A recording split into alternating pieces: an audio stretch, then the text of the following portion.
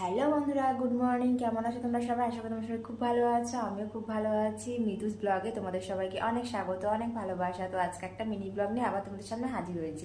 তো আজকে সকাল সকাল গেছিলাম বাজারের ভিডিও আর করতে পারিনি। বাজার থেকে চলে এসেছি।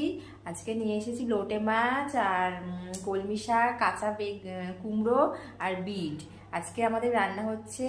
কালকে তোমার দাদাভাই বাজার থেকে বেগুন নিয়েছিল, বেগুন পোড়া আর টমেটো পোড়া, কলমি শাক ভাজা আর লোটে মাছ। আর সকালে টিফিনে গেছি ডিম পাউরুটি টোস্ট। তো আমার খাওয়া হয়ে গেছে, তোমার দাদাভাই খাওয়া গেছে, ও এখন অফিসে গেছে। আমি তো তোমার দাদাভাইয়ের অফিসে এসেছি। তো এখন আমি কোয়ার্টারে রয়েছি, ও অফিসে গেছে। তখন আমি রান্না করবো। চলো লোটে মাছটা এক ঝলক দেখিয়ে দিই। এখন আমি লোটে মাছ কাটছি, দাঁড়াও। এই দেখো লোটে মাছ কাটতে নিয়েছি, কলমি শাক, কাঁচা কুমড়ো, বিট সব।